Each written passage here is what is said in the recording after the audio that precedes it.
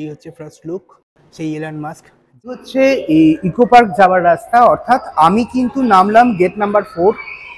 আমি বাসে করে এসেছি, আমি এসেছি বালি হয়ে। আপনারা চাইলে কিন্তু যে কোনো দিক দিয়ে যে কোনো সাইড দিয়ে আসতে পারেন। আর এসে এখন আমি এই সাবওয়ে দিয়ে রাস্তাটা ক্রস করছি, ক্রস করে আমি যাব ইকো পার্ক।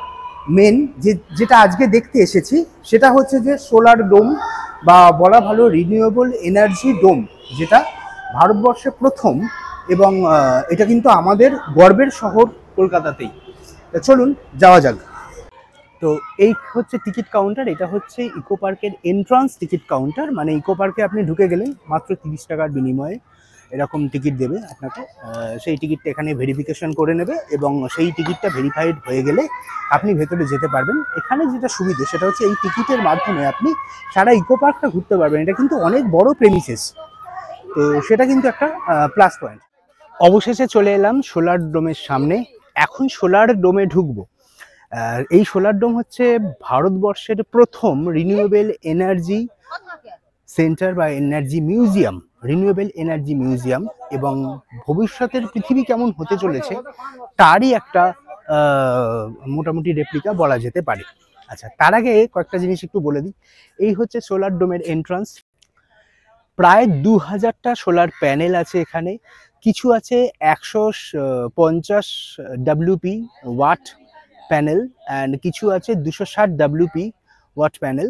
এবং এখান থেকে কিন্তু সৌর বিদ্যুতের মাধ্যমেই পুরো এই কম্পাউন্ডটায় চলছে। এবং এখানের আর একটা বৈশিষ্ট্য, সেটা বাইরে থেকে দেখাই তারপরে ভেতরে চলে যাব, সেটা হচ্ছে এখানে কিন্তু আপনি রোবট অ্যাসিস্ট্যান্ট পাবেন। এটা কিন্তু নভেম্বর মাসের 5 তারিখে এটা জনসাধারণের জন্য খুলে দেওয়া হয়েছে। আর এখানকার টাইমিং এবং এন্ট্রি ফি দুটোই আমি একটু বলে দিই। আপাতত এখন এন্ট্রি ফি আছে 200 টাকা বড়দের জন্য, এবং 3 বছরের নিচে বাচ্চাদের কোনো টাকা লাগছে না। স্টুডেন্ট হলে 100 টাকা লাগবে, তারা যদি স্কুল গ্রুপ ট্যুর করে।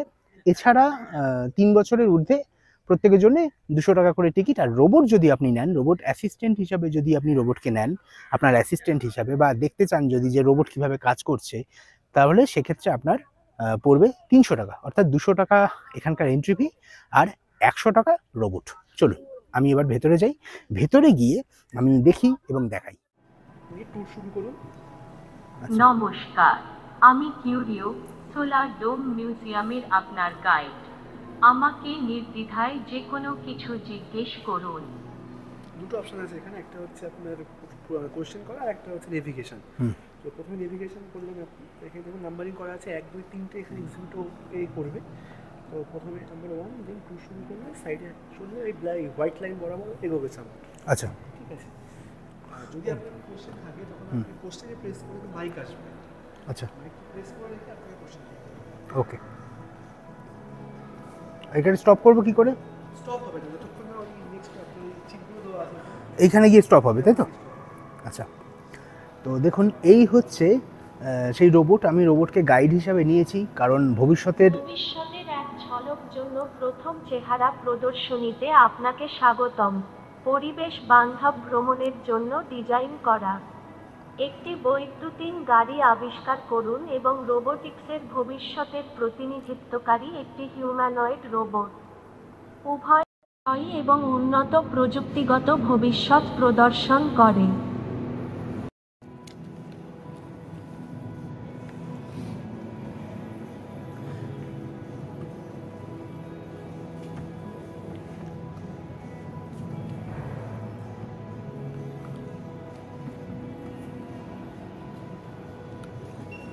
সৌর গম্বুজ জাদুঘরে ওরিয়েন্টেশন মানচিত্রে আপনাকে স্বাগতম। টেকসই সবুজ ভবিষ্যৎ অর্জনে পুনর্নবীকরণযোগ্য এনার্জি ভূমিকার উপর দৃষ্টি নিবদ্ধ করে প্রদর্শনী এবং ইন্টারেক্টিভ গেমগুলির বৈশিষ্ট্যযুক্ত বিভিন্ন বিভাগের মাধ্যমে ন্যাভিগেট করুন। পরিষ্কার শক্তি সমাধানগুলির তাৎপর্যটি অন্বেষণ করুন এবং শিখুন। এই সোলার ডোমে কি দেখার আছে?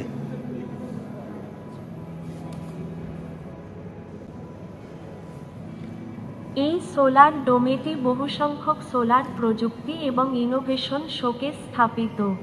আসুন সোলার ডোমে দর্শন করি এবং পর্যটকদের মার্গনির্দেশন অফার করুন।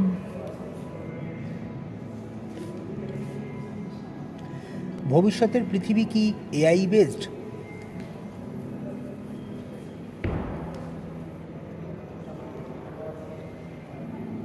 হ্যাঁ, আগামী পৃথিবীতে এআই প্রযুক্তি অনেকটা প্রধান হবে। মিউজিয়ামে আপনাকে সৌর ফার্ম, বায়ো ফার্ম, জল উৎপাদন, হাইড্রো ইলেকট্রিক প্ল্যান্ট দেখানো সম্ভব।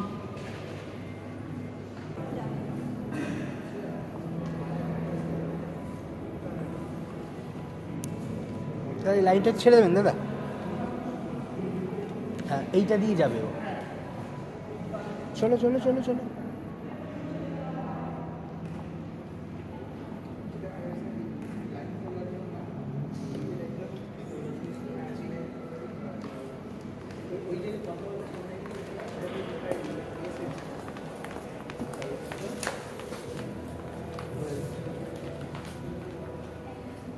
তুলে নিন তুলে নিন।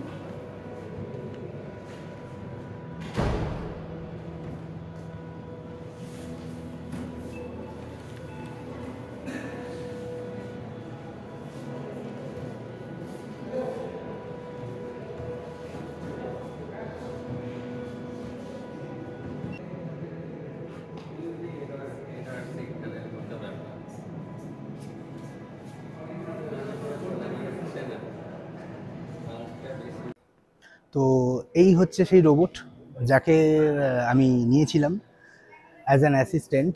তো এই রোবটটাকে এক্সপ্লোর করলাম, দেখলাম কেমন বা ভবিষ্যতের কীরকম টেকনোলজির সঙ্গে আমরা পরিচিত হব তার একটা ঝলক বলা যায় এই রোবট, সেটা কিন্তু দেখালো। এবং এই রোবট দেখুন অলরেডি ও কিন্তু অ্যাক্টিভ মোডে আছে। আর এখানে একটা রুল হচ্ছে যে যখন একে অ্যাক্টিভ করা হলো, এ গেল কিছুটা, তার কিছুক্ষণ পরে এ কিন্তু নিজে নিজেই ইনঅ্যাক্টিভ হয়ে গেলে ব্যাক টু প্যাভিলিয়ন, অর্থাৎ আবার কিন্তু সে তার নিজের জায়গায় ফিরে যাবে। আর প্রত্যেকটা ফ্লোরে কিন্তু এই রোবট আছে। তো দেখা যাক এ নিজের রুমে কিভাবে ফিরছে, বা চলুন এরপর বাকি জায়গাটা এক্সপ্লোর করি। Hello. Welcome to Solar Dome. This is your smart humanoid assistant. Explore Solar Dome to gain insights into renewable energy and understand why it's essential. এই হচ্ছে ফার্স্ট লুক। এখানে একটা গাড়ি রাখা আছে, ফিউচার প্রুফ কার বলা যেতে পারে, এবং তার যে টেকনোলজি, তার যে ডিজাইন, সেটা এখানে এলইডিতে দেখা যাচ্ছে। তো ইটস গুড, বেশ ভালো। চলুন এবার বাকি ফ্লোরগুলো দেখি। তো সবার আগে দেখে নিই আমাদের নিকোলা টেসলাকে। দেখুন, যিনি বাল্ব আবিষ্কার করেছিলেন। মানে জীবন্ত মনে হচ্ছে, অসাধারণ না? এখানে প্রত্যেকটা জায়গাতে এই জিনিসটা করা আছে, ফাদার অফ এনার্জি। তো আমরা এরপরে আস্তে আস্তে যাব। এই হচ্ছে এই জায়গায় যখন কেউ কোনো রিভিউ দেয় বা যখন কেউ কোনো কি বলবো মতামত কমেন্ট দেয়, সেই কমেন্টটা কিন্তু এখানে প্রকাশ পায়, এই সোলার এলইডিটার মধ্যে দিয়ে প্রকাশ পায়। আর এইটা দেখুন কি অসাধারণ একটা, কি বলবো এটাকে, আমি ঠিক এটা নাম বলতে পারবো না। এই জিনিসটা দেখুন কি অসাধারণ। আর এখানে কিন্তু ভেতরে এসি আছে, এয়ার কন্ডিশন আছে, এবং সেটাও কিন্তু সোলারের মাধ্যমেই চলছে। এই পুরোটাই এখানকার যে ইলেকট্রিসিটি, সেটা কিন্তু সম্পূর্ণরূপেই সোলারের মাধ্যমে। এবং আমরা যখন এটাকে রিভিউ করব, কোনো রিভিউ যখন দেবো, তখন সেটা কিন্তু এখানে প্রকাশ পাবে। এখান থেকে মূলত যাত্রাটা শুরু হচ্ছে। দেখতে পাচ্ছেন ওই দিক দিয়ে কিন্তু ওটাকে আটকানো আছে। আর দেখুন, sustainable tomorrow, that is very important. কেন বললাম? কারণ আজকের দিনে যদি আমরা নিজেদেরকে না নিরাপদে রাখতে পারি, তাহলে আগামী দিন কখনো নিরাপদ হবে না। আর এই যে স্কাল্পচারটা দেখছেন, একদম জীবন্ত। দেখুন, crisis, that's very very very important জিনিস আজকের দিনে। আর এই যে লাইনগুলো করা আছে, একটু আগেই দেখলেন আমি রোবট অ্যাসিস্ট্যান্ট নিয়েছিলাম দেখানোর জন্য আপনাদেরকে যে রোবট অ্যাসিস্ট্যান্ট কিভাবে কাজ করে। আর এই হচ্ছে ডোমের স্ট্রাকচার। আচ্ছা দেখুন, এখানে আমি ঢুকলাম, ওই যে ওপরে যে এই পৃথিবীর মতো যেটা দেখছেন গ্লোব, সেটা কিন্তু ঢুকেই দেখালাম। আর এখান দিয়ে আমি ঢুকলাম এবং রোবট ছিল। এই জায়গাটা হচ্ছে রিসেপশন, এবং এইভাবে আমরা একটা একটা করে ফ্লোর ঘুরবো। এইটা হচ্ছে এই যে টোটাল যে জায়গাটায় আছি তার একটা স্কাল্পচার বলা যেতে পারে। আচ্ছা, আর একটু বলি, দ্য সোলার ডোম, এটা সোলার ডোমের একটা স্ট্রাকচার। এটা হচ্ছে এক্সটেরিয়ার স্ট্রাকচার, এবং ইন্টেরিয়ার এক্সটেরিয়ার অনেক রকমই আছে, দেখতেই পাচ্ছেন এখানে। আর এখানে এলে যেটা সুবিধা হবে সেটা হচ্ছে ইংরাজি এবং বাংলা দুটো ভাষাতেই আপনি পড়তে পারবেন।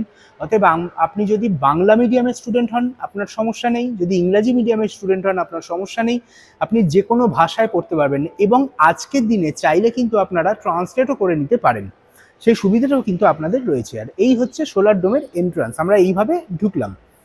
আর এছাড়া অনেকগুলো এন্ট্রান্স আছে। আর এখানে কিন্তু আপনি চাইলে কুইজ করতে পারেন, বিভিন্ন রকম বিষয়ের ওপর আছে, তো সেগুলো আমরা পরে আসছি। আমি আপাতত একটু স্পটগুলোকে দেখে নিই। এখান থেকে স্টার্ট হচ্ছে there is no planet, climate change is real, it's happening now. Yes, হ্যাঁ, এখন আমরা দেখতে পাচ্ছি এই যে আজকে এখন ডিসেম্বরের 4 তারিখ কিন্তু একটুও ঠান্ডা নেই, এটা কিন্তু এর জন্যই সম্ভব। এই যে our earth is changing its colour, হ্যাঁ দেখতেই পাচ্ছি, একটা সময় ব্লু ছিল, ব্লু থেকে আস্তে আস্তে দেখুন কীরকম কালো মিশমিশে এবং লালচে হয়ে যাচ্ছে, মানে যেন মানে আগুন হয়ে যাচ্ছে, যেন এর টেম্পারেচার দিনের পর দিন বাড়ছে, এবং সেটাই কিন্তু এখানে বোঝানো হয়েছে ভীষণভাবে। আর দেখতে পাচ্ছেন, বলুন এটা কার স্ট্যাচু? আচার্য জগদীশ চন্দ্র বোস। আচ্ছা, এখানে মোটামুটি এখানে একটা স্ট্যাটিস্টিক্স রয়েছে, এবং সেই স্ট্যাটিস্টিক্সটা বলছে যে 2022 সালে জুন জুলাই মাস ছিল এখনো পর্যন্ত পৃথিবীর উষ্ণতম দিন বা উষ্ণতম সময়, এবং সেখানে টেম্পারেচার কিন্তু অ্যাবাভ 45 হয়েছিল কিছু কিছু জায়গায়, আমরা তো জানি, ও সবারই প্রায় কম বেশি মনে আছে ব্যাপারটা। এবং the burning earth global temperature map is past 200 years, দেখতে পাচ্ছেন এগুলো, এবং কোন কোন জায়গায় সেই সময় কেমন টেম্পারেচার ছিল তার একটা রেপ্লিকা বলা যায় এখানে। দেখুন সারা ভারতবর্ষের মধ্যে কোন কোন জায়গার টেম্পারেচার কেমন ছিল কালার দিয়ে বোঝানো হচ্ছে। 40 থেকে 44 অলমোস্ট সারা ভারতবর্ষে ছিল। আর তাছাড়া ছিল এই অন্যান্য যে স্টেটগুলো দেখুন প্রায় মানে ছোঁয়া ছিল। দেখুন ওয়েস্ট বেঙ্গলের অবস্থা বেশ সঙ্গীন ছিল। আচ্ছা, এবার চলে আসি এখানে একটা, প্রথমে আমরা যখন L1-এ ঢুকছি বা আমাদের এখানে দেখুন, এখানে দাঁড়ালে কিন্তু আপনার মাথা ঘুরে যাবে। এটা আসলে একটা পুরো এলইডি স্ক্রিনের মধ্যে দিয়ে আপনাকে পুরো দেখানো হচ্ছে যে গ্লোবাল ওয়ার্মিং ব্যাপারটা কি, বা কিভাবে হচ্ছে, তার কি কি এফেক্ট হচ্ছে, এই পুরো ব্যাপারটা দেখানো হচ্ছে। যদিও এইখানে একটা প্যানেল মনে হয় খারাপ হয়ে গেছে, এগুলো টেকনিক্যাল প্রবলেম হতেই থাকে, হতেই পারে। তো চলুন আমি একবার সামনে থেকে দেখাই। এখানে দেখুন স্টার্ট হচ্ছে 0 থেকে, আমি একটা দিক থেকে আপনাদের দেখাই, পুরো ব্যাপারটা দেখুন আপনারা। প্রত্যেকটাই অ্যারাউন্ড 10 সেকেন্ডের ক্লিপ থাকে, যে দেখুন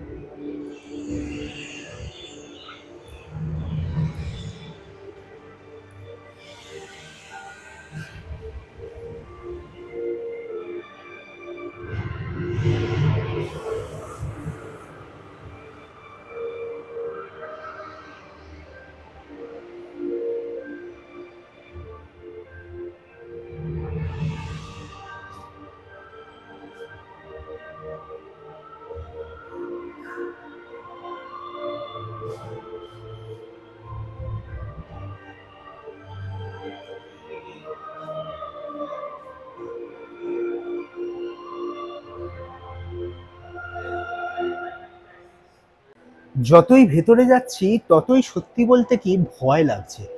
আমরা আজকে কোথায় এসে দাঁড়িয়েছি? আমাদের পৃথিবী আজ ধ্বংসের মুখে। আমরা কয়েকজন যারা হয়তো এই ব্যাপারটাতে ওয়াকিবহাল, তারা এখনো চেষ্টা করছি প্রকৃতিকে বাঁচাতে।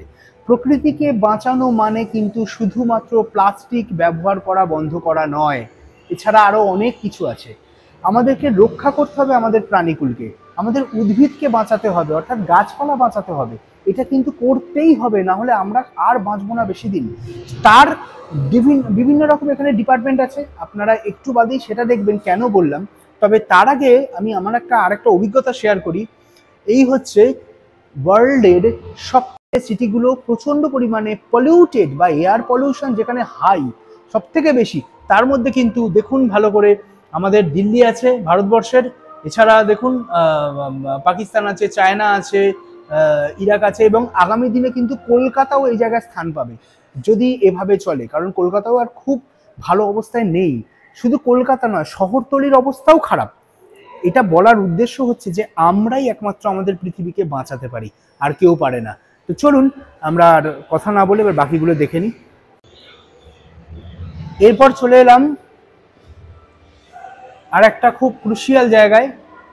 এটা হচ্ছে আমাদের সেকেন্ড পার্ট, যেখানে আমরা দেখতে পাচ্ছি এখানে বলে দিচ্ছে যে এই যে 6টা শহর, এগুলো জলের তলায় 2050 সালের কাছাকাছি বা 2100 সালের মধ্যে জলের তলায় চলে যাবে। এখানে 2050 সাল দেখাচ্ছে, মানে আর কিন্তু হাতে 30টা বছর আছে। 30 বছর বাদে হয়তো দেখুন আমাদের প্রিয় শহর, প্রাণের শহর কলকাতা, এও কিন্তু জলের তলায় যেতে চলেছে। এছাড়া তো বাকিগুলো রয়েছে, মুম্বাই রয়েছে, নিউ ইয়র্ক রয়েছে, জাকার্তা রয়েছে, লন্ডন রয়েছে, এবং দেখুন এর মূল কারণ হচ্ছে গ্লোবাল ওয়ার্মিং। এবং শুধু গ্লোবাল ওয়ার্মিং নয়, ওশান ওয়ার্মিংই হচ্ছে অলসো। তো এই সবটা নিয়ে কিন্তু এই প্রবলেম।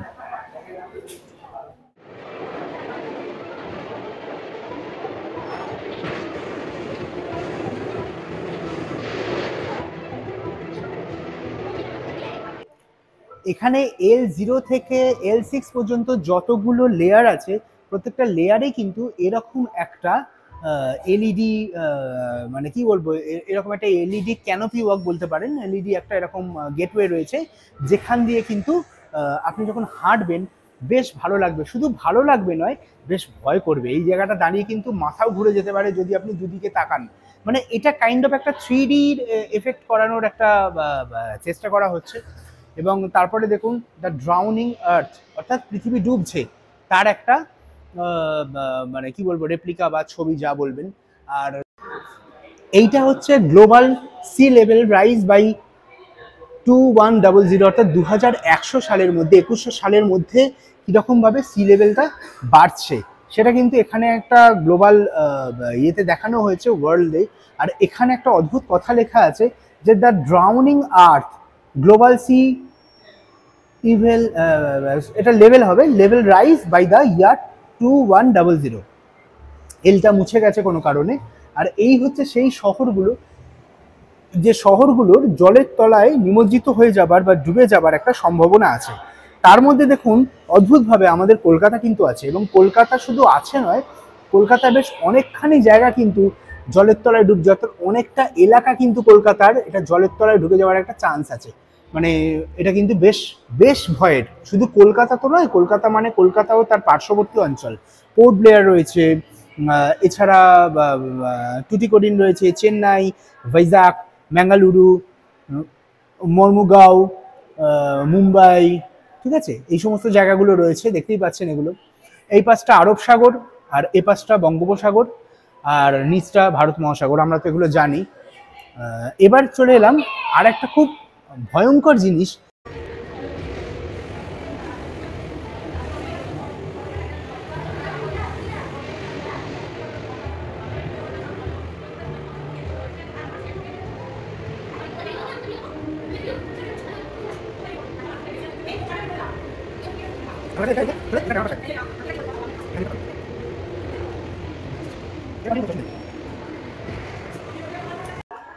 এইটা যেটা দেখছেন, এইটা হচ্ছে বায়োডাইভার্সিটির যে প্রবলেমটা হচ্ছে এবং যে জঙ্গলে আগুন লাগছে, এটা কিন্তু সেইটা। আর এটা কিন্তু এখন ঘন ঘন হচ্ছে এবং আগামী দিনে কিন্তু এটা আরও বাড়বে। তার পিছনেও কিন্তু মেইন কারণ গ্লোবাল ওয়ার্মিং। আর শুধু গ্লোবাল ওয়ার্মিং নয়, আর একটা কারণ আছে, সেটা হচ্ছে যে আমাদের অতিরিক্ত লোভ, মানুষের অতিরিক্ত লোভ, এটাও কিন্তু একটা বিরাট কারণ, শুধু গ্লোবাল ওয়ার্মিং নয়। তো তার ফলে কি হচ্ছে, নগরায়ন হচ্ছে, সবুজ নষ্ট হচ্ছে। দেখুন একটা রেপ্লিকা ফলো করুন যে এই যে সবুজটা কিভাবে চেঞ্জ হচ্ছে, কিভাবে ট্রান্সফর্ম হচ্ছে। দেখুন এটা সবুজটা আস্তে আস্তে আস্তে আস্তে হলুদ, হলুদ থেকে পুরো জ্বলে যাচ্ছে। দেখুন ছবিটাকে ফলো করুন, আমি যদিও ভিডিওটা পুরোটা তুলেছি, আশা করি দেখতে পাবেন। দেখতে পাচ্ছেন এই যে সবুজ থেকে হলুদ হলো, দূষণ বিভিন্ন কারণে এটা এরকম জ্বলে গেল, প্রায় জ্বলে যাওয়ার মতন অবস্থা। তারপরে লাগছে বনে আগুন, জঙ্গলে আগুন লাগছে। এই জিনিসগুলো কিন্তু হয়তো দেখতে খুব ভালো লাগছে আমাদের, কিন্তু এগুলো সত্যিকারের ঘটনা, এগুলো কিন্তু ঘটছে। আমাদেরকে অতিরিক্তভাবে সতর্ক থাকতে হবে, অত্যন্ত নয় অতিরিক্ত সতর্ক থাকতে হবে এগুলোর জন্য। এই যে দেখতে পাচ্ছেন জঙ্গলে আগুন, দেখুন আগুন লেগে যাচ্ছে জঙ্গলে। তো এইটাই এখানে দেখানো হয়েছে। আগেরটা ছিল জল, এটা আগুন। মানে এখানে কিন্তু এরকম দারুণ দারুণ জিনিস রয়েছে এবং প্রত্যেকের ভালো লাগবে, যে কোনো বয়সের ভালো লাগবে। চলুন একটু আগে যেটা দেখালাম এটা হচ্ছে সেইটাই, যে দেখুন কত জমি আমাদের নষ্ট হচ্ছে, কত গাছপালা নষ্ট হচ্ছে এবং কিভাবে প্রাণী সমাজ নষ্ট হচ্ছে। আজকে আগুনের জন্য কিন্তু প্রাণী সমাজ বিপদের মুখে। দেখতে পাচ্ছেন এটা হচ্ছে ক্যালিফোর্নিয়া ওয়াইল্ড ফায়ার্স, তারপরে অ্যামাজন ওয়াইল্ড ফায়ার্স, আমরা এই দুটো জানি। 2019-এ সাইবেরিয়ান ওয়াইল্ড ফায়ার্স এবং অস্ট্রেলিয়ান ওয়াইল্ড ফায়ার্স 2020-তে, এবং খুব রিসেন্ট কিন্তু আমাদের নর্থ বেঙ্গলেও এরকম ঘটনা ঘটছে। যদিও সেটা এতটাই ছোট, হয়তো সেটা খবরে এসেছে জাস্ট, সেটা হয়তো গ্লোবাল ওয়ার্মিং এর মধ্যে বা এর মধ্যে এখনো ইনক্লুড করা হয়নি, কিন্তু সেটাও ইনক্লুড করার মতনই ঘটনা। এবার দাবানলের যে কারণ, মানে যেটাকে আমরা বলি ফরেস্ট ফায়ার, সেই ফরেস্ট ফায়ারের বেশ কিছু কারণ আছে। তার মধ্যে একটা কারণ কিন্তু গ্লোবাল ওয়ার্মিং, একটা মানুষের তৈরি ঘটনা, এই যে সিগারেট, বিড়ি বা যে কোনো মানে কি বলবো, মানে যেগুলোতে আগুন জ্বলে সেই ধরনের জিনিসকে ছুঁড়ে ফেলে দেওয়া হচ্ছে, তার ফলে আগুন জ্বলছে। এছাড়া হচ্ছে যে ন্যাচারাল কজ থাকে, গাছে গাছে ঘষা লেগে আগুন জ্বলে গরমে, এগুলো তো আপনারা পড়েছেন ছোটবেলায়। আর এছাড়া হচ্ছে যে ভয়ঙ্কর দাবানল কোথায় কোথায় ঘটেছিল 21st সেঞ্চুরিতে, তার মধ্যে একটা হচ্ছে কানাডা, যেটা অলরেডি ওখানে দেখানো হয়েছে। 2023 Russia, Australia, Indonesia, California, Siberia. এবং দেখুন কত জায়গা বা কত জমি, কত প্রাণী সম্পদ নষ্ট হয়েছে। চলুন এবারে আমরা আসি ওশান লাইফের ক্ষেত্রে। আমাদের ওশান লাইফও কিন্তু বেশ চিন্তার মুখে। এবার এই হচ্ছে ওশান লাইফের জায়গা। এইখানে দেখুন যেভাবে আগেরটা দেখলাম শুরু হচ্ছে এটা, তো আমরা একটু দেখে নিই পুরোটা।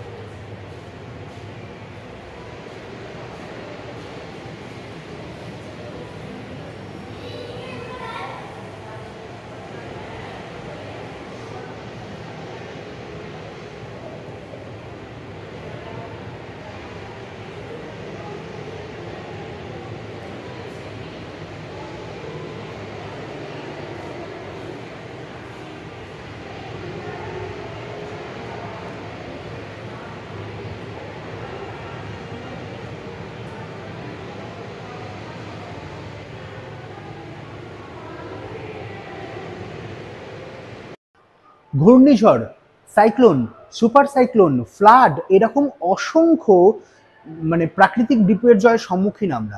আজকের দিন যত যাচ্ছে তত কিন্তু আমরা আতঙ্কিত হয়ে পড়ছি। আমাদেরকে ইমিডিয়েট অনেক স্টেপ নিতে হবে এগুলোর জন্য। আচ্ছা দেখুন, এইটা হচ্ছে একটা ক্লাইমেট রিলেটেড ডিজাস্টার্স, যেটাকে দেখানো হয়েছে যে প্রকৃতি কীরকম হয়েছিল। যেমন কখনো মানে কোথাও ফ্লাড হয়েছে, বরফ গলছে, আবার কোথাও দেখা যাচ্ছে যে মরুভূমি হয়ে গেছে, অর্থাৎ জল নেই, একটুও পুরো ড্রট হয়েছে, খরা হয়েছে। তো দেখতেই পাচ্ছেন যে এই হচ্ছে অ্যাকচুয়ালি দ্য ক্রাইসিস। একটা জিনিস কিন্তু আপনারা লক্ষ্য করবেন, দেখবেন যে এখন না ওয়েদারটা কিছুটা চরম ভাবাপন্ন হয়ে গেছে। অর্থাৎ কি এক্সট্রিম ওয়েদার হয়ে যাচ্ছে। যেমন দেখুন এক্সট্রিম ওয়েদার কন্ডিশন যেটাকে বলে, যেমন দেখুন এখন গরমকালে অতিরিক্ত গরম পড়ছে, বর্ষায় অতিরিক্ত বৃষ্টি হচ্ছে, শীতে অতিরিক্ত ঠান্ডা পড়ছে, এবং কোনোটাই কিন্তু টাইমে হচ্ছে না, প্রত্যেকটা একটু পিছিয়ে যাচ্ছে। লক্ষ্য করে দেখুন যে গরমকাল কিন্তু শুরু হচ্ছে জুন মাস থেকে, সরি মানে এপ্রিল মে মাস থেকে শুরু হচ্ছে। ঠিক তেমন বর্ষাটা শুরু হলো কিন্তু অগস্ট থেকে, ভয়ঙ্কর বর্ষা অগস্টে আপনারা দেখলেন। এবারে আমরা যারা পশ্চিমবঙ্গের লোক তারা জানি, এবং এই অগস্টের বৃষ্টির ফলে, ভয়ঙ্কর বৃষ্টির ফলে উত্তরবঙ্গে কি অবস্থা হয়েছে আপনারা জানেন। শুধু উত্তরবঙ্গ নয়, সারা ভারতবর্ষ অনেক জায়গাতে হয়েছে, দক্ষিণ ভারতে হয়েছে, মুম্বাইয়ে হয়েছে, আমরা তো দেখেছি এগুলো, জানি তো এগুলো। তো এগুলো কিন্তু হচ্ছে। এবং দেখুন এখনও ডিসেম্বর পড়ে গেছে, শীত কিন্তু পড়েনি। ডিসেম্বরটা মাঝামাঝি গেলে হয়তো শীতটা পড়বে, আমি জানি না, তবে ওয়েট করছি শীতের জন্য, কারণ শীতটা টাইমে না এলেও আবার ক্ষতিকারক।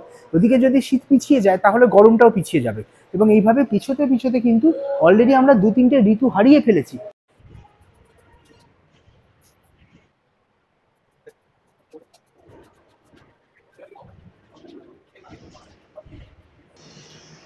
দেখতে দেখতে কিন্তু চলে এসেছি L6-এ। আমি স্ক্রিনটাকে ঘুরিয়ে দেখাবো আপনাকে। এইটা দেখাচ্ছে যে কিভাবে আজকের গ্লোবাল ইকোনমি বাড়ছে, এবং সেইটাই কিন্তু একটা আমাদের কাছে প্রবলেম, কারণ সিভিলাইজেশন হচ্ছে।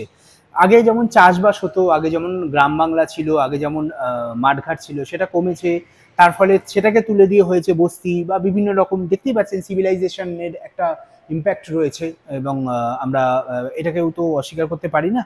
এটা হচ্ছে ইকোনমিক্যাল ইম্প্যাক্ট, দেখতেই পাচ্ছেন। আসলে কিন্তু ইকোনমিক্যাল ইম্প্যাক্ট ডেভেলপ করেনি।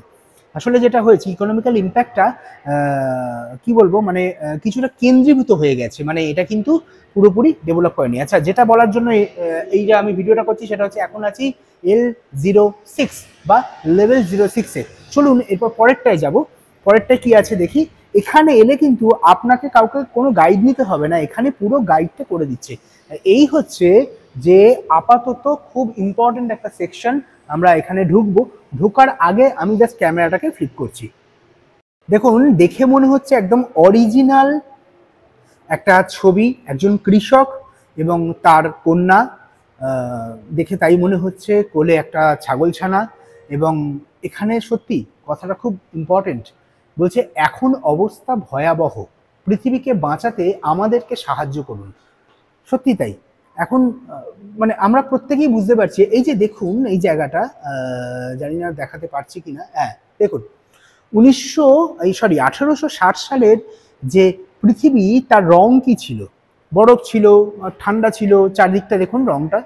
তারপরে এলো 1890, বরফটা আস্তে আস্তে দেখুন কালার চেঞ্জ হচ্ছে, ব্লু হলো, সাদা থেকে ব্লু হলো, তারপরে লাল হলো 1920, 1950 আস্তে আস্তে লাল হচ্ছে, 1980 এবং 2010। এবং প্রত্যেকটার ব্যাকগ্রাউন্ডে যে কালার দেখানো হচ্ছে, এই কালার দিয়ে বোঝানো হচ্ছে যে কি টেম্পারেচার থেকে কোন টেম্পারেচারে আমরা যাচ্ছি। এখন কিন্তু মূলত গ্লোবাল ওয়ার্মিং, এই যে গরম হয়ে যাওয়া, এইটা কিন্তু মূলত বা মেইন সমস্যা। আচ্ছা চলুন, এটা তো দেখেই নিলেন। এবার যাচ্ছি আমি এই জায়গায়, অর্থাৎ আমাদের লেভেল কিন্তু কমপ্লিট হয়ে গেছে। এবার আমরা যাচ্ছি এখানে একটা জাস্ট কি বলবো, মানে এটা জাস্ট একটা কিছু রেপ্লিকা করা আছে, কিছু মানে পেইন্টিং আছে, ওয়াল পেইন্টিং বলা যায়। দুদিকেই আছে, দুদিকে দু রকম প্রাণী আছে, এই নয় যে দুদিকে একই রকম প্রাণী আছে, আলাদা আলাদা প্রাণী বা তাদের কিছু পেইন্টিংস রয়েছে। খুব ভালো লাগছে এই জায়গাটা দিয়ে যেতে, এই জায়গাটা দিয়ে হাঁটতে। মানে এই ইকো পার্কের এই জায়গাটা যদি না আসতাম তাহলে সত্যি বলতে অনেক কিছুই অজানা, অচেনা, অধরা থেকে যেত। এই যে দেখুন, দেখতে পাচ্ছেন, এনাকে তো চেনেন, সেই মা যিনি প্রচুর প্রচুর প্রচুর গাছ লাগাচ্ছেন। আপনারা তো জানেন, একদম অরিজিনাল, তাই না? পুরো সত্যি প্রণাম আপনাকে। আপনি আছেন বলেন, আপনার মতো কয়েকজন আছেন বলেই এই পৃথিবীটা এখনো সুন্দর আছে। আচ্ছা দেখুন, ক্রিটিক্যাল ব্যালেন্সার্স দেখতে পাচ্ছেন, প্রাণীকুল। এবং এই জায়গাটা, আচ্ছা এবার আমি ওপরের দিকে উঠছি আর কি, মানে গ্রাউন্ড ফ্লোর থেকে বা ফার্স্ট ফ্লোর থেকে বা নিচ থেকে ওপরের দিকে যাচ্ছি। যে দেখুন এখানে বিভিন্ন প্রাণীর অবয়ব দেখানো হচ্ছে। আসলে সবাই তো সমস্যার মধ্যে আছে, এটা কিন্তু কিছুটা সেটাকেই মানে বোঝানো হচ্ছে। দেখতেই পাচ্ছেন এগুলো, কিছু কিছু পাখি তো আপনারা জানেন, চেনেন, সাপ, সরীসৃপ রয়েছে, কচ্ছপ রয়েছে, ঘোড়া রয়েছে, বিভিন্ন প্রাণী, বিভিন্ন মানে বিভিন্ন ধরনের প্রাণী রয়েছে, হার্বিভোরাস, কার্নিভোরাস, অমনিভোরাস, বিভিন্ন রকম প্রাণী রয়েছে, বাদুড় রয়েছে দেখতে পাচ্ছেন, তো ইঁদুর সব রকমই রয়েছে, যে হরিণ, চিতল হরিণ, বাকিং ডিয়ার আছে, আরও কিছু আছে, হাতি ছিল, এই যে সামনে রাইনো রয়েছে বা গন্ডার যেটাকে আমরা বলি বাংলায়। এছাড়া বিভিন্ন ধরনের সম্ভবত এখানে লেপার্ড রয়েছে, হ্যাঁ উলফ, টাইগার, এটা হচ্ছে লেপার্ড, এটা হচ্ছে চিতা। এছাড়া রয়েছে ক্যাঙ্গারু, বিভিন্ন রকমের অস্ট্রেলিয়ার জাতীয় প্রাণী, তাই তো, আরোচ, এটা হচ্ছে সিল, মঙ্ক সিল দেখতে পাচ্ছেন। এটা চলে এলাম, এরপরে চলে এলাম আমরা এখানে। এখানে দেখুন পোলার বিয়ার। আমরা জানি যে এই পোলার বিয়ারের ব্যাপারটা, যে ওরাও আজকে খুব ক্রাইসিসের মধ্যেই আছে। চলে এলাম এবার L1 বা লেভেল 1, মিশন রিনিউয়েবিলিটি। আচ্ছা, এখানে চলে এলাম CV Raman, father of the Indian physics. এখানে ভীষণ ভালো লাগবে আপনাকে এখানে বেশ কিছুক্ষণ সময় কাটাতে, এবং এখানে এলে অনেক কিছু জানতে পারবেন এই সাবজেক্টগুলোর সম্পর্কে। দেখতে পাচ্ছেন 1930-এর দশক, তখন কিন্তু শুরু হচ্ছে এই রিনিউয়েবল এনার্জি নিয়ে কাজ করার একটা পরিকল্পনা। তো যাই হোক, এরকম আরও অনেক কিছু রয়েছে, সবটা হয়তো আমি বলতে পারছি না, কিছু হয়তো স্কিপ করে যাচ্ছি। আসলে আমি দেখবো না দেখাবো, এটাই হচ্ছে মেন ব্যাপার। কিন্তু আমি চাই আমার সঙ্গে সঙ্গে আপনারাও দেখুন, আপনারাও জানুন, এবং আপনারাও আসুন। আসতে এই কারণেই বলবো যে অনেক আমরা খরচ করে অনেক দূরে যাই, কিন্তু এরকম একটা জায়গায় আসাটা সত্যিই ভীষণ প্রয়োজন আজকের দিনে। এখানে এলে, বিশেষ করে বাচ্চাদের নিয়ে এলে, তাদের সায়েন্সে স্কিল বাড়বে, তাদের মেধা ডেভেলপ করবে, এগুলো কিন্তু অ্যাডিশনাল প্রাপ্তি হবে আপনার এখানে এলে। আচ্ছা, এখানে দেখুন বিভিন্ন বিষয়, বিভিন্ন ইনফরমেশন এখানে রয়েছে। এছাড়া এটা হচ্ছে the hope. Hope is the only thing stronger than fear. ভয়ের থেকে শক্তিশালী হলো আশা। হ্যাঁ, আমরা তো আশাতেই বেঁচে থাকি, আশা যতদিন আছে আমরা বেঁচে আছি। দেখুন, রিনিউয়েবিলিটি ইন অ্যাকশন। দেখুন ইনটা কি অসাধারণভাবে লিখেছে বাল্বের মধ্যে দিয়ে, মানে যেটাকে নলেজের একটা মানে রেপ্লিকা বলা হয়, দেখতে পাচ্ছেন। চাইলে আপনারা এখানে দাঁড়িয়ে কিন্তু বেশ কিছুক্ষণ সময় কাটাতে পারেন।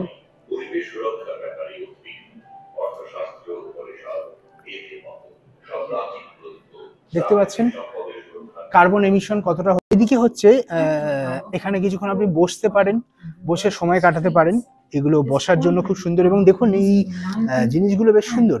তো আপাতত বসে এখানে কিছুক্ষণ সময় কাটাই, দেখি এটা এখানে কি ধরনের শো হচ্ছে।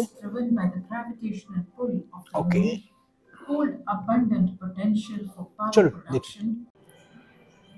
আমি শুরু করেছিলাম এই দিক দিয়ে এলাম, এসে এখানে এলাম। এখানে সিভি রমনের স্ট্যাচু রয়েছে।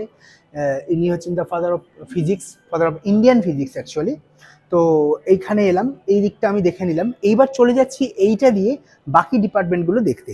তো তার আগে আরেকটা খুব গুরুত্বপূর্ণ কথা আমি শেয়ার করতে চাই আপনাদের সঙ্গে। সেটা হচ্ছে যে যারা এখনো পর্যন্ত এই জায়গাটায় আসেননি, যারা এখনো ইন্ডিয়ান ডোমকে এক্সপ্লোর করেননি বা সোলার ডোমকে এক্সপ্লোর করেননি, তারা এই শীতে কিন্তু একবার পারলে ঘুরে যান। এই কারণেই বলছি, এটা কিন্তু প্রমোশনাল ভিডিও নয়, বা বলতেও পারেন এটা প্রমোশনাল ভিডিও, কারণ আমি এই জায়গাটাকে প্রমোট করতে চাইছি একটাই কারণে, এই পার্টিকুলার বিষয়টা আমাদের প্রত্যেকের জানা উচিত, চেনা উচিত। বিশেষ করে বাড়িতে বাচ্চা থাকলে, তারা যদি পড়াশুনো করে, তাদেরকে অবশ্যই নিয়ে আসবেন। চলুন এবার আমরা পরের ডিপার্টমেন্টে যাই। এই হচ্ছে সেই রাস্তা, এই রাস্তা দিয়ে আমাদেরকে উপরে উঠতে হবে। আর এই পুরোটাই কিন্তু আমি আছি এই ডোমের ভেতরে, এবং ডোমের স্ট্রাকচারটা দেখলেই কিন্তু আপনি বুঝতে পারবেন। আর আমি একটু আগে এইখানে ছিলাম, এখান থেকে ভিডিও করছিলাম, রিনিউয়েবিলিটি ইন অ্যাকশন। এছাড়া আরও অনেক এখানে ডিপার্টমেন্ট রয়েছে। তো তার মধ্যে আপনারা পাবেন এলন মাস্ককে পাবেন, এরকম আরও অনেককে পাবেন। বিভিন্ন জন বিভিন্ন রকম তাদের অবদান আছে, সেইটা তো আমরা জানবো। এখান থেকে আমরা স্টার্ট করেছিলাম আমার ফার্স্ট লুক, এবং এখন আমি এই যে যাচ্ছি, L2, অর্থাৎ L0টা হচ্ছে L0 আর L1টা হচ্ছে ওই নিচে, L2টা ওপরে। এবং Michael Faraday, father of electricity. হ্যাঁ দেখুন, এই হচ্ছে, এখানেও কিন্তু একটা রোবট আছে, চাইলে আপনারা অ্যাসিস্ট্যান্ট নিতে পারেন, তবে মনে হচ্ছে রোবটটা এখন অ্যাক্টিভ নেই। এটা হচ্ছে যে ট্যাপিং রিনিউয়েবিলিটি। এবং এখানে দেখুন জলবিদ্যুৎ বা যেটা হাইড্রো ইলেকট্রিসিটি সেটা কিভাবে প্রোডাকশন হয় তার একটা, এখানে একটা কি বলবো, মানে রেপ্লিকা বলতে পারেন, বা তার একটা স্ট্রাকচার এখানে তুলে ধরা হয়েছে। এটা হচ্ছে জলস্তর এবং এইটা হচ্ছে ড্যাম, ডু নট টাচ, এটা ড্যাম। এবং এগুলো হচ্ছে লক গেট, সেই লক গেট থেকে কিন্তু জল বেরোচ্ছে, ওই যে লক গেট থেকে জল বেরোচ্ছে এবং সেখান থেকে সেই জলটাকে টারবাইনের মাধ্যমে ঘুরিয়ে হাইড্রো ইলেকট্রিসিটি তৈরি করা হয়। আমরা জানি দক্ষিণ ভারতে প্রচুর এরকম হাইড্রো ইলেকট্রিক প্রজেক্টস রয়েছে, আমাদের উত্তরবঙ্গেও রয়েছে। এটা হচ্ছে জলবিদ্যুৎ কেন্দ্র বা হাইড্রো ইলেকট্রিক প্ল্যান্ট। আচ্ছা, আজকে কিন্তু প্রচুর স্টুডেন্ট এসেছে বিভিন্ন স্কুল থেকে, তো সেটা এখানে দেখা যাচ্ছে, তো তাই জন্য হয়তো খুব আওয়াজ হচ্ছে।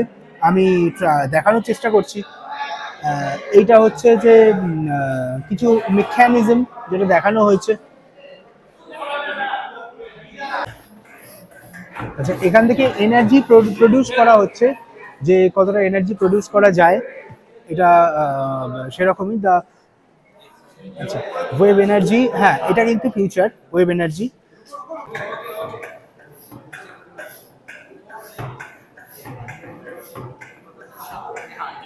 শুধুমাত্র উইন্ডের মাধ্যমে এনার্জি, দারুণ। চলুন আর একটু দেখে নিই, প্রচুর কিছু দেখার আছে। এখানে এলে কিন্তু আপনার যেতে ইচ্ছে করবে না, এতটাই সুন্দর লাগবে। আর আপনি যদি অবশ্যই এটা ভালোবাসেন, মানে টেকনোলজি সায়েন্স যদি ভালোবাসেন, তাহলে তো কোনো কথাই নেই। উইন্ড ফার্ম দেখতে পাচ্ছেন। আচ্ছা, তার যে শহর, সেই শহরের একটা রেপ্লিকা এখানে দেখানো হচ্ছে। যে উইন্ড ফার্ম সাধারণত যে সমস্ত শহরে ইমপ্ল্যান্ট করা আছে সেখানকার আর্কিটেকচার কীরকম হলে বা কীরকম হতে পারে, বা আমরা যেটাকে স্মার্ট সিটি বলি, কিছুটা স্মার্ট সিটির কনসেপ্টও বলা যেতে পারে এখানে। এদিকে ইলেকট্রিসিটির রয়েছে এবং এখানে এলইডি স্ক্রিনে কিন্তু পুরো ঘটনাটাকে বোঝানো হচ্ছে, উইন্ড ফার্ম সেটা কিভাবে কাজ করে এগুলো আমরা দেখতে পাচ্ছি। সেই স্পিনিং হুইলগুলো রয়েছে। এছাড়া এখানে রয়েছে, এটা হচ্ছে যে wind speed in direction, but that আমি জানি না এটা কি। আচ্ছা, এখানেও দেখানো হয়েছে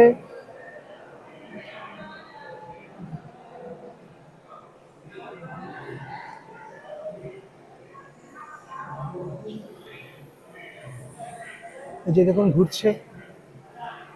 উইন্ড ফার্মে ঠিক এইভাবে উইন্ড প্রডিউস করে, বা উইন্ড থেকে এনার্জি প্রডিউস করে। উইন্ড প্রডিউস করে বলার থেকে ভালো হচ্ছে এনার্জি প্রডিউস করে। তো এগুলো, আর এই এলইডি স্ক্রিনগুলো কিন্তু শুধুমাত্র এলইডি নয়, এখানে চাইলে আপনারা বিভিন্ন রকম প্রশ্ন করতে পারবেন।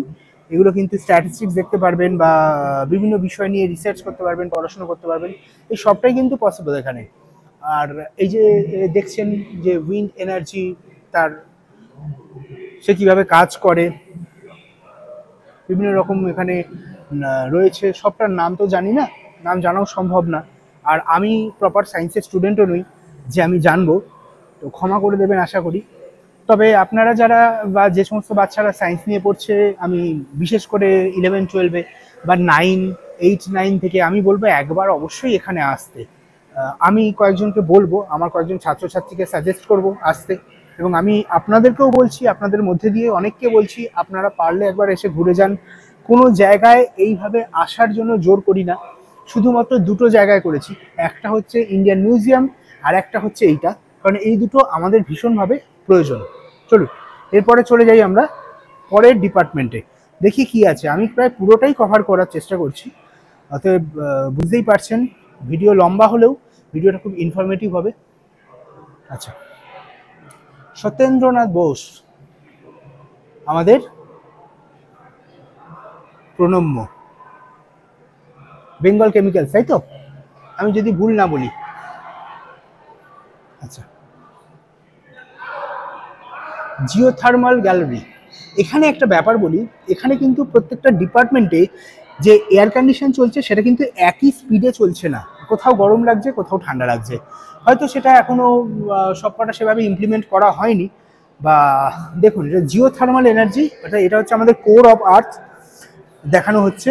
জিও থার্মাল পাওয়ার প্ল্যান্ট কীভাবে কাজ করে বা তার কি স্ট্রাকচার বা তার কি মানে তার কি কনস্ট্রাকশন সেটা দেখাচ্ছে।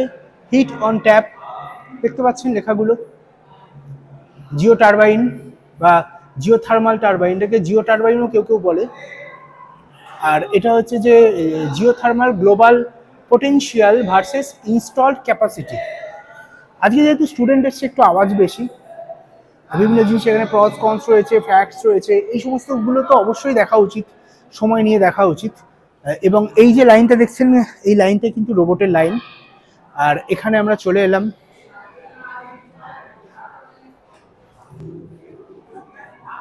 James clerk Maxwell. আর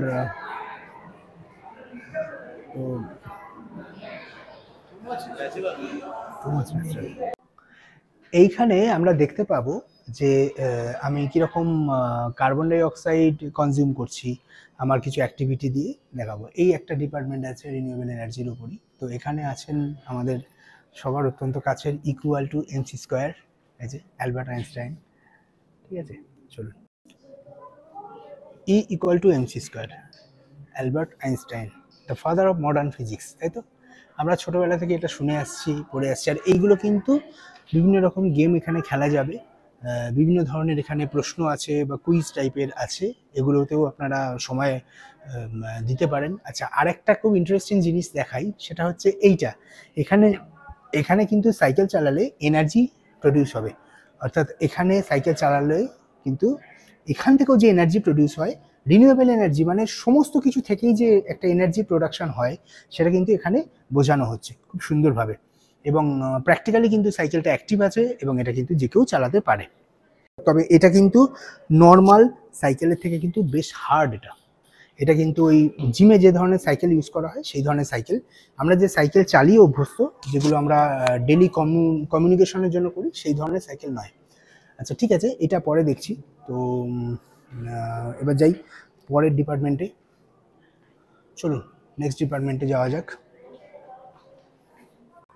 ঘুরতে ঘুরতে চলে এলাম এই ডিপার্টমেন্টে। এটা হচ্ছে L5 সিটি অ্যান্ড বিয়ন্ড।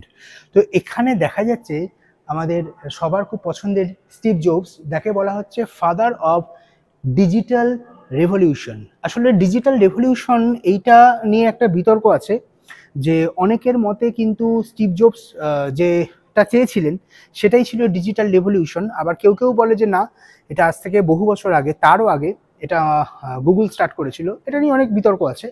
বা যেহেতু এনেই একজন হিউম্যান বিইং বা মাইক্রোসফটের ওনার স্টার্ট করেছিলেন, এগুলো অনেক কিছু বলা হয়। তো যাই হোক, এনার ক্ষেত্রে যেটা মেইন পয়েন্ট বা যে কারণের জন্য এনাকে ফাদার অফ ডিজিটাল ইভলিউশন বলা হচ্ছে, তার কারণ হচ্ছে উনিই প্রথম যিনি এই মানে এই যে পডকাস্ট, যেটা মানে আইপড ছিল, অর্থাৎ একটা ডিভাইসের ভিতরে গান ভরে গান শোনা যাবে, এই কনসেপ্টটা ওনার। ছোট ডিভাইস হবে আইপ্যাড, যেটা ছিল আইপ্যাড একটা ডিভাইস হবে, কম্পিউটার হবে, যে কম্পিউটারটা আমরা ক্যারি করতে পারবো, আইপ্যাড। এবং একটা ফোন হবে, যে ফোনটা আমরা বাকি ফোনের থেকে আলাদা হবে এবং সেটাকে আমরা ক্যারি করতে পারবো। মোবাইল ফোনের এই যে টেকনোলজি, এই সমস্তগুলো নিয়ে কিন্তু উনি কাজ করছেন। আমরা প্রত্যেকেই জানি যে অ্যাপেলের সিইও ছিলেন ওয়ান্স আপন এ টাইম, এবং আমরা প্রত্যেকেই জানি স্টিভ জবস সম্বন্ধে। তো অনেকেই জানি, বা না জানলেও একটু গুগল করে নিলেই হবে বা একটুখানি সার্চ করে নিলেই পারবেন। তো সেইটা কিন্তু কারণ যে অ্যাপেলের যে ডিভাইস, সেই ডিভাইসটা সেই সময় যখন উনি ছিলেন সিইও, উনি যখন হাত দিয়েছিলেন এটায়, তখন কিন্তু ইনোভেটিভ ছিল।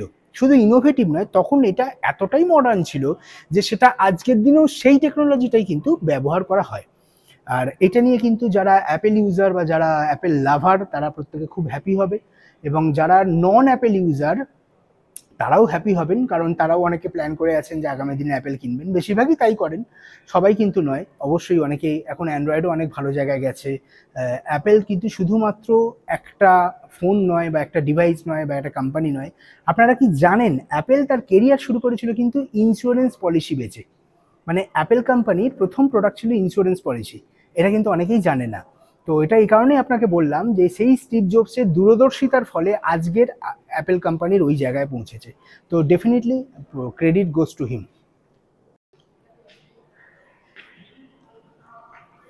এখানটাকে বলা হচ্ছে যে সিটি অ্যান্ড বিয়ন্ড, মানে আমরা সিটির বাইরেও অর্থাৎ কিছু স্মার্ট সিটি যে কনসেপ্টে চলে বা স্মার্ট সিটির যে ওভারঅল যে তার যে স্ট্রাকচার, সেই স্ট্রাকচারের কিছুটা পার্ট কিন্তু আমরা এখানে দেখতে পাচ্ছি। এই যে দেখুন, এটা হচ্ছে ভিআর অর্থাৎ virtual reality, augmented reality and virtual reality, তার একটা মানে সেটাকে বোঝানো হচ্ছে যে এআর ভিআর যে এটা ফিউচার হতে চলেছে। এখন যে আমরা প্রচুর পরিমাণে যে এই ধরনের ডিভাইস দেখতে পাচ্ছি, ইন ফিউচার এগুলো নিয়ে আরও কাজ করা হবে। আমি নিজে ডিজিটাল মার্কেটিং ব্যাকগ্রাউন্ডের, তো আমি এই ব্যাপারগুলো দেখতে পাচ্ছি যে এখন কিভাবে এআর ভিআরকে কানেক্ট করা হচ্ছে বিজনেসের সঙ্গে, কানেক্ট করা হচ্ছে প্রোডাক্টের সঙ্গে। তো সেটার একটা এখানে রেপ্লিকা তুলে ধরা হচ্ছে, যেটা স্মার্ট সিটির কনসেপ্ট, যেখানে যেমন ধরুন স্মার্ট যে ডিভাইসগুলো আছে সেই ডিভাইসগুলো সেগুলো দিয়ে আমরা কন্ট্রোল করছি। যেমন চ্যাট জিপিটি একটা আছে, যেমন ধরুন গুগল অ্যাসিস্ট্যান্ট আছে, এরকম প্রচুর আছে, সেগুলো নিয়ে আমরা কাজ করছি। চলুন।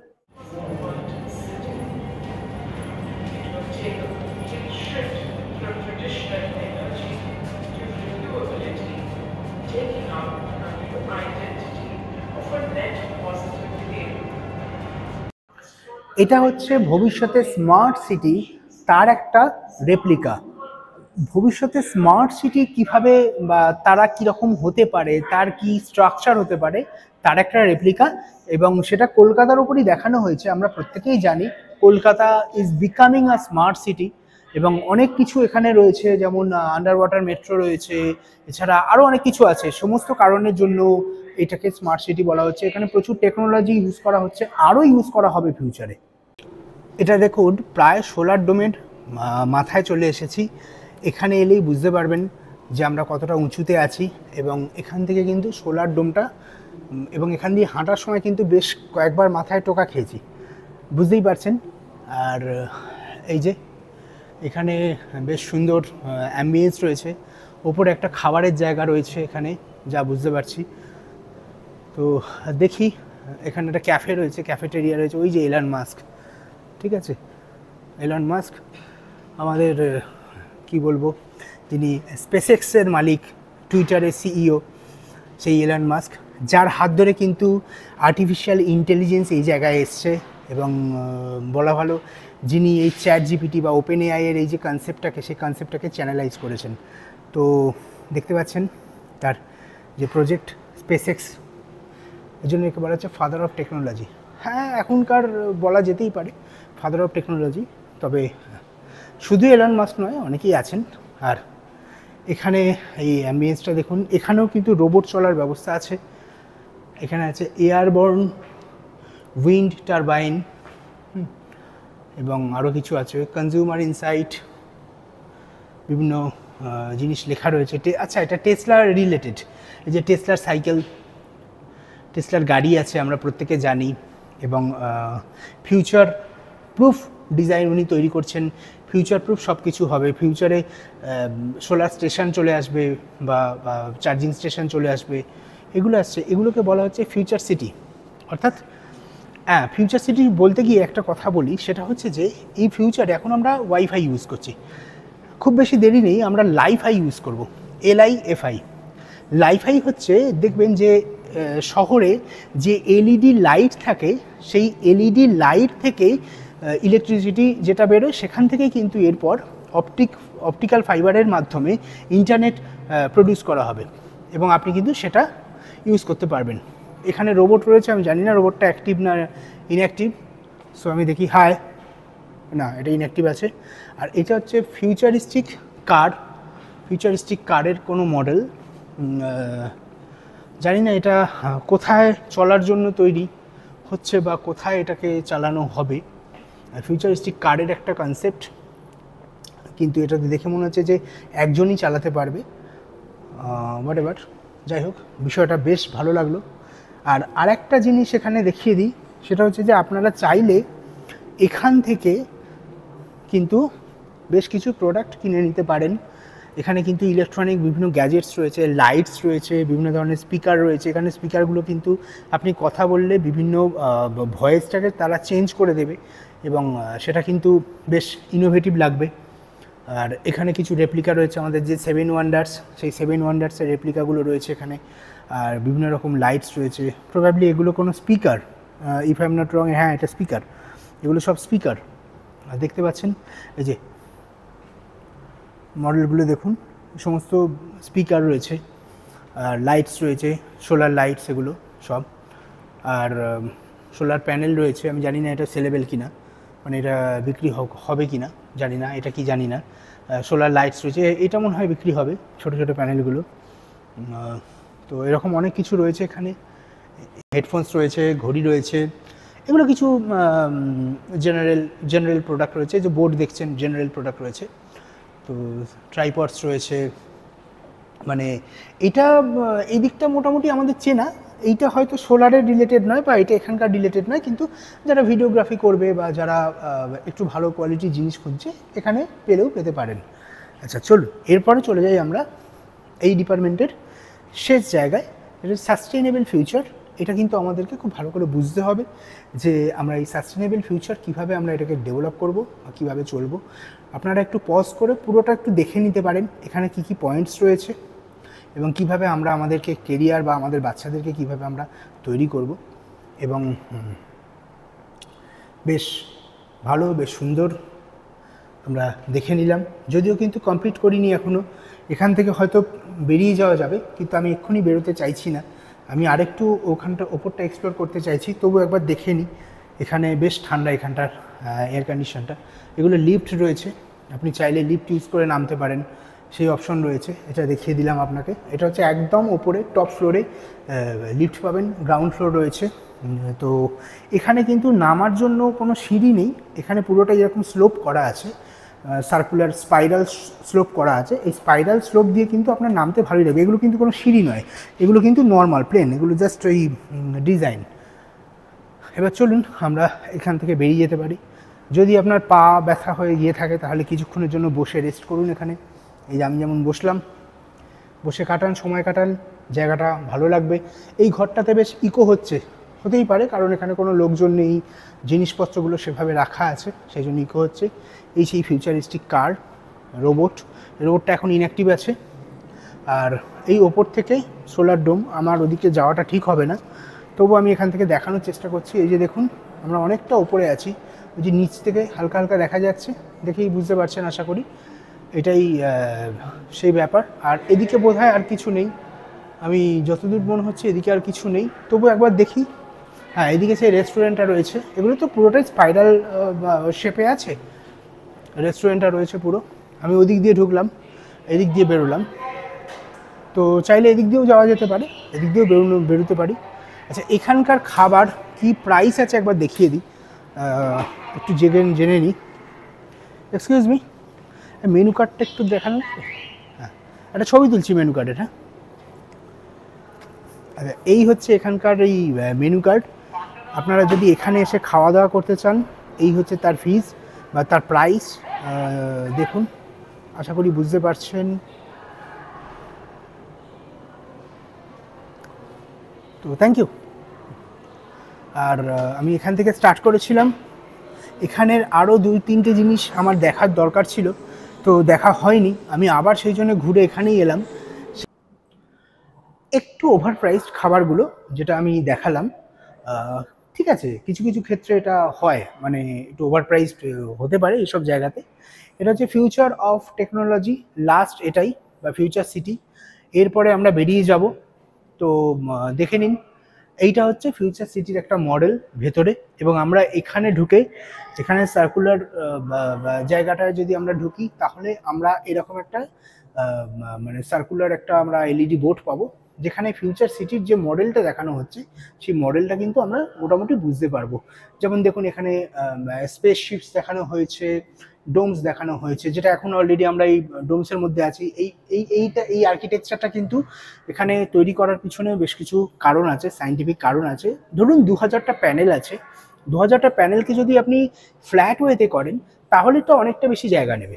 তার থেকে অনেক কম জায়গায় অনেক সুন্দর ডেকোরেটিভভাবে করতে পারবেন। এবার ফ্ল্যাট জায়গায় করলে কি হবে, হয় আপনাকে গ্রাউন্ড ফ্লোরে সব কিছু করতে হবে, নয় আপনাকে টপ ফ্লোরে সব কিছু করতে হবে, মানে ফ্লোরগুলোকে ওইভাবে ব্যবহার করতে হবে। এখানে যেমন স্পাইরালভাবে সবটাকে কিন্তু কভার করানো যায় ইজিলি, এবং এটাই কিন্তু এই ডোমের বা ডোমসের একটা বা গম্বুজ এই শেপের একটা বৈশিষ্ট্য। তো এইটা একটা ফিউচারিস্টিক একটা কনসেপ্টকে এখানে দেখানো হয়েছে।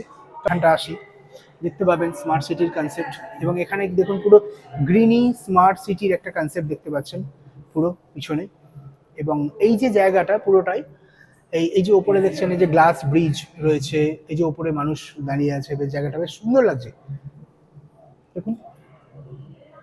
ফিউচারিস্টিক আমাদের জীবনযাপন কেমন হবে তার একটা রেপ্লিকা রয়েছে এই প্রত্যেকটা জায়গায়। এখানে দেখুন বুঝতে যায় যে হ্যাঙ্গিং, এখন অনেক জায়গায় হ্যাঙ্গিং রেস্টুরেন্ট আছে, হ্যাঙ্গিং হোটেলস আছে, তো এইরকম কিছু হ্যাঙ্গিং বিল্ডিংস রয়েছে। এবং এছাড়া দেখুন এখানে কমিউনিকেশনের জন্য খুব আধুনিক টেকনোলজি ইউজ করা হচ্ছে। হাইওয়েজগুলোকে কীভাবে, ব্রিজগুলোকে কীভাবে কানেক্ট করা হচ্ছে, ব্রিজের ওপর ব্রিজ, মানে দেখুন কতগুলো রাস্তা, মানে একটা জাস্ট লেনকে কতগুলো রাস্তা দিয়ে কিভাবে দেখানো হচ্ছে যে কিভাবে আমরা ইজিলি কমিউনিকেট করতে পারবো। মানে অনেক অল্প জায়গায়, অনেক ছোট জায়গায়, অনেক ছোট শহরকেও আমরা চাইলে স্মার্ট সিটিতে কনভার্ট করতে পারি। এটা হচ্ছে ফিউচারিস্টিক একটা চিন্তাভাবনা। তবে এই ফিউচারিস্টিক চিন্তাভাবনার মধ্যে যেটা ভালো লাগলো সেটা হচ্ছে প্রচুর গ্রিনারিজ রয়েছে। এই যে দেখুন জায়গায় জায়গায় গ্রিনারিজ রয়েছে, এটা খুব দরকার। গ্রিনারিজটা কিন্তু is very very very important. এবং আর একটা খুব ইম্পর্ট্যান্ট, এটা তো অলরেডি দেখালাম, আরও যে দুটো আছে এই দুটো দেখিয়ে দিই। এটা হচ্ছে পুরোপুরি গ্রিনারি বেসড, যেটা আমার ভীষণ ভালো লাগে। এই যে সেই জায়গা, স্মার্ট সিটিও থাকলো আবার গ্রিনারিজও থাকলো। আমরা সাধারণত পাহাড়ে গেলে এইরকম একটা ল্যান্ডস্কেপ পাই, এবং এইটা কিন্তু খুব সুন্দর ল্যান্ডস্কেপ, যেখানে গ্রিনারিজও রয়েছে, স্মার্ট সিটিও রয়েছে, আধুনিকতাও থাকবে, আবার তার সঙ্গে আমাদের সভ্যতাও থাকবে। এই হচ্ছে মোটামুটি তার একটা রেপ্লিকা, মোটামুটি এইরকমই। আর এই যে দেখতেই পাচ্ছেন এই আশপাশটা মোটামুটি এই, আর এরকম রাস্তা, এবং সেই রাস্তা দিয়ে গাড়ি যাচ্ছে। দেখুন গাড়িগুলো দেখুন ম্যাক্সিমামটাই হচ্ছে ইনোভেটিভ কার্স, এবং বেশিরভাগটাই হচ্ছে ইভি ভেহিকেলস। এবং চলুন, এবং লাস্ট যেটা আছে সেটা দেখাই, তারপরে আরও কিছু আলোচনা আছে সেটা করে নিই। সেটা হচ্ছে যে এটা আর একটা, যেগুলো হচ্ছে যে মূলত যে সমস্ত সিটিগুলো মানে মানে কি বলবো, যে কোনো নদী সমুদ্রের পাশে তৈরি, যেমন দুবাই, আমি উদাহরণস্বরূপ বললাম বোঝানোর জন্য, যে এই ধরনের যে সিটিগুলো আছে সেই সিটিগুলোর স্ট্রাকচার কি হতে পারে, তার ফিউচারিস্টিক একটা যে চিন্তা ভাবনা সেটা কেমন হতে পারে। তো সেইটা কিন্তু এখানে দেখানো হয়েছে, বিভিন্ন জায়গায় বিভিন্ন রকম জিনিস দেখানো হয়েছে। তো প্রথম পার্টটায় কিন্তু যেটা দেখানো হয়েছে সেটা কিন্তু এলিয়েন দেখানো হয়েছে, অর্থাৎ ওইটা কিন্তু যতদূর আমার মনে হচ্ছে ওইটা কিন্তু স্পেসকে দেখানো হয়েছে, বাকিগুলো কিন্তু আমাদের আর্থকে দেখানো হয়েছে। তো যাই হোক, এই হচ্ছে মোটামুটি এই ওপরটা। এছাড়া আর এখানে দেখানোর মতন আর কিছু নেই, মোটামুটি যেগুলো দেখলাম এগুলোই। আর এই রোবটটা তো বললাম কাজ করছে না, এবং এই সেই ফিউচারিস্টিক কার্ড। তো মোটামুটি এই হচ্ছে আমাদের সবার খুব কাছের, সবার খুব প্রিয় সোলার ডোম, যেটা কলকাতা ইকো পার্কে অবস্থিত। তাহলে চলুন, তাহলে আর কি, আজকের ভিডিও এটুকুই। খুব তাড়াতাড়ি ফিরছি আর একটা নতুন ভিডিও নিয়ে। ততক্ষণ সবাই সুস্থ থাকুন, ভালো থাকুন, এবং পরিবেশকে বাঁচিয়ে রাখুন। সবাই ভালো থাকবে।